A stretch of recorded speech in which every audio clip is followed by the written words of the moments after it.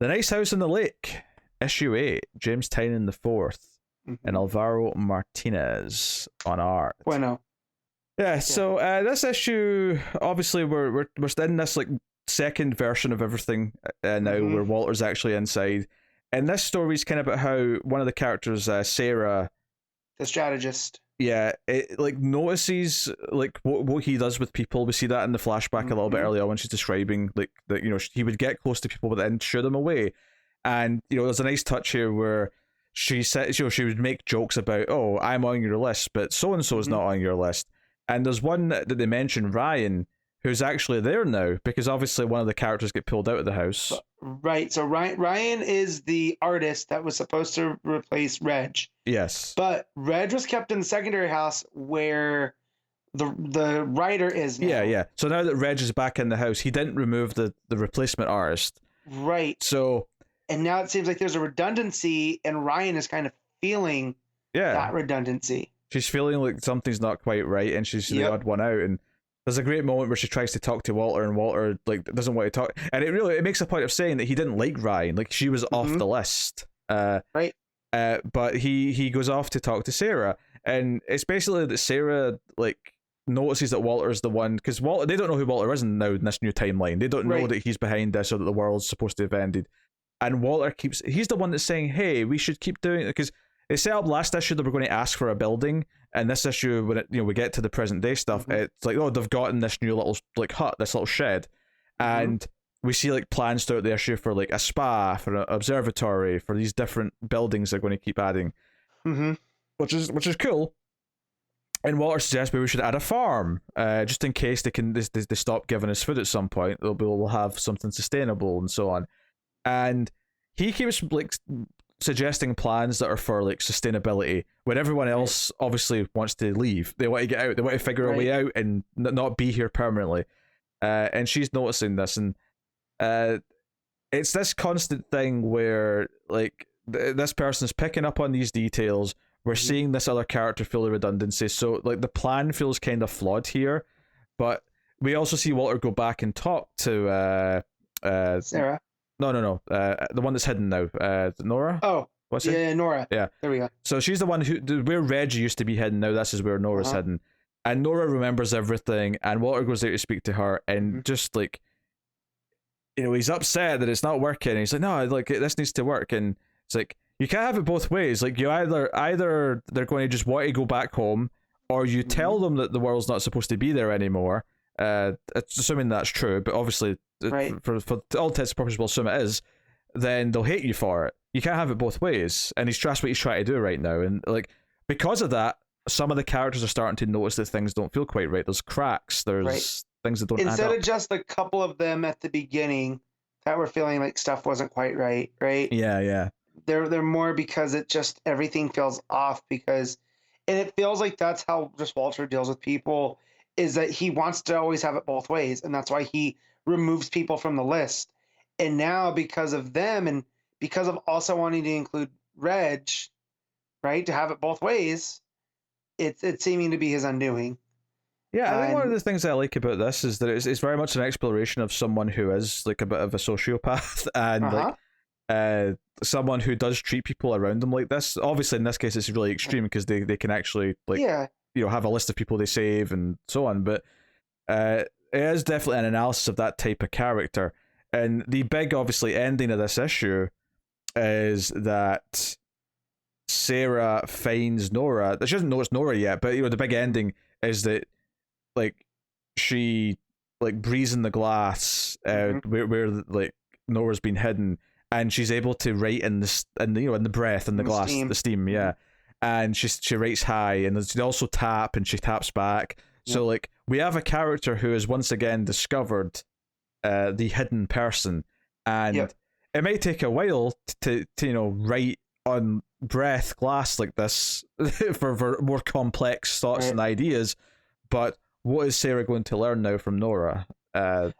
All I could think of was Charlie on Lost, right, on the other side of the glass. And I don't want to spoil Lost for anybody, so I'm not going to say what he writes, but that's what I immediately thought, and it gave me a chuckle. Even though I'm not supposed to, because I'm supposed to feel like the desperation here. Yeah. Right. on Oh, Nora's actually, part. let me correct myself. It's not Sarah who finds Nora. It's Ryan. It's Ryan. It's the Yeah. other artist Yeah. who was friends, right? Who that was the first character we met, right? And that's what, she always stood out because she was the one that was friends with Walter, and there's like quite an age gap between her and everybody else, and I always felt like she was a key to things, and we've kind of gotten away from her until now. Which I understand what Tynion's doing story-wise by you're wanting to showcase the different points of view, but it kind of makes for a murky storytelling here because there's only 2 issues left, and unless he has this grand plan. Whoa. No, there's What? not. There's 4 left. Is there 4? I thought there was only 10. That's 12. Okay. Well, then I retract my previous statement. I think what always confused me was the amount of symbols was always around that, right? And so I looked at the symbols and we had 2 left. And I was like, oh, there's only 2 issues left. There's going to be 10 issues. I want to mention the art towards the end. So it's like, the moment where she realizes there's someone on the other side of the glass in the steam, it's because it's a handprint. Nora puts her handprint on it, on the glass. And like all of this art, like the leaning in, the listening, like beyond the glass, but that final page where she breathes in the glass, and then it's her expression looking through the word "hi" on the glass. It is gorgeous, and it is so atmospheric and moody, and it feels like a big moment. And there's a lot of build up as well. It's a great like just before she gets to the glass, there's a wide panel. It's very cinematic. There's a panel where she's like her hair's blown in the wind, and you've got like out of focus grass in the foreground. It's like this very cinematic shot where she's like alone and moody, and it's raining. Like there's so much. It's just oozing atmosphere. I mean, the whole book is typically usually anyway, but that last scene is really oozing it. All my issues that I was going to talk about are now, because I thought it was 10, and it's definitely 12. So, carry on with your art. I just had to admit I was wrong. Another moment I wanted to bring up is that when Walter's talking to Nora, and Nora's obviously just not giving him an inch because he's their captor. When Nora says that Walter killed him, Walter just like his face goes into that monstrous, the way his face just breaks away and it's all red and disgusting, and he yells, "I didn't kill anyone, I saved you." This idea that he is this petulant child inside who can't take criticism, won't accept what he's doing is wrong, thinking that the world revolves around him. There's definitely a type of person that this character is very much emulating, and I think it's very interesting seeing this kind of temper tantrum moment come out of him. So I'm very curious to see where this is going now, because it's still tough to call in a lot of ways. And it's also interesting that they wanted an antenna for this new shack, and they wouldn't put it in.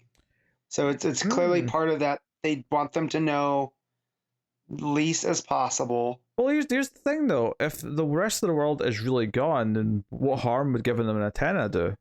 Exactly, and that's why wouldn't they give them the antenna? Just and so that was mentioned, and I thought like in an observatory, it's like, what are they trying to observe, right? Is it just to look at the stars? Is it So there's these little pieces there that I feel like Walter, because he's so like his plan's working now, everyone's getting along, and he's trying to get them to kind of rebuild a society. And even the comedian guy kind of talks about, it's like, well, what if we all want our own house? Is that something that we could do?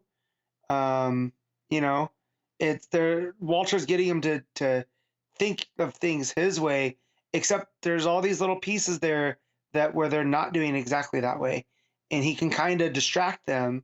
And I think that's what Nora kind of points out to him, is like, I didn't kill anybody, I'm saving you. So that's all he's thinking about is his plan. He's not thinking about the basically all the different gear works with these individuals. And that's, I think, why they're all starting to, well, not they're all, but Ryan for sure is feeling like something's wrong. Sarah, who's the strategist, right, knows Walter enough to realize that something's up. Yeah, because I mean, and that's the whole thing at the opening. She's talking about how she used to joke with him about this list, and not really knowing it was a serious thing that meant anything. And obviously now, in hindsight, she knows exactly what the list is, and it's this idea as well that what's going to be his undoing and why they might figure things out here is because he did change things because he didn't like being the villain to them. He wanted to try and be their friend again still, and it's created these flaws and plot holes, if you will, in the setup. That there's some of them are starting to notice, and some of them are starting to... He's been a little bit too hands-on, right? Where he was too hands-off. And if the whole point as well is to observe and like see what they do, then surely him being in there suggesting things is, you know, affecting the experiment too much. Yeah, that is a thing you learn in science class, right? Is that you can't... Just by observing, you are, at least in some forms of science, you're you know, changing the outcome. Oh, well, no, observing, I mean, maybe there's some examples, but I mean, observing normally is okay. That's the whole point. You have to observe. But he's not observing now. No. He is directly interacting and influencing. And it makes me wonder, too, is this the control group? Is there another group that they're comparing this group to? And that's why it's so important to him for them to get it right? You know, because it reflects on him. Because there's something more to Walter than even that we understand at this point, right? Like, we know he does that face shifting. Like, is he an alien? Is he a deity? Is he a demon type thing? You know, there's got to be more of him. Maybe it's not just him, you know? So why is it so important to him that he saved them? He didn't kill anybody. Yeah, I mean, that's all fun speculation stuff. I right now I'm thinking more about just what the story represents and how mechanically... Fundamentally, this is a story about how someone who tries to control the people around him and how ultimately they're like it's going to be his own undoing, and how the story really feels like it's sort of heading in that direction now, and it's his own like needs and fallacies that are going to get in the way, and I think that's super interesting from a story perspective.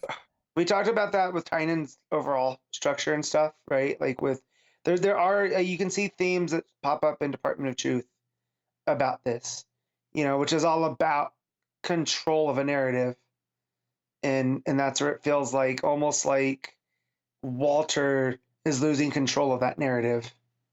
And what does that make him do? You know, we already saw it made him restart it. You know, how many times can he do this? Yeah, Diana. But there's a line through Tynion's work that you can tell in his creator-owned stuff, which now I'm excited to get through Department of Truth and get to Something Killing the Children, just to kind of see how that's playing in, because there is this overall art. You know, he has ideas and he's working them out through his comics, and I do feel like if you're reading them all, it makes like this patchwork quilt that is uniquely Tynion, which is super cool. I like when artists do that. You know, like, and he always gets a great selection of artists to work with too. So, you know, it really helps that going forward. But no, this is so good. I saw one of my Twitter friends said that he started to feel the cracks of this book. I don't necessarily agree, because I feel like those cracks we're supposed to see. You know, whatever feels flawed is there, I feel, by design. Because otherwise, this book read super... This was maybe one of the quickest reading issues, I feel. Like, there were some big chunks of dialogue, but like a lot of the stuff, because we know who these characters are now, there's almost a shorthand to it, and it really moves through the book, which I appreciate. Yeah, I don't think there's any cracks, so I just disagree with that statement. But what are you rating Nicest in the Lake issue 8? I'm gonna give this an 8. Yeah, I think I will give it an 8.5. Really good stuff.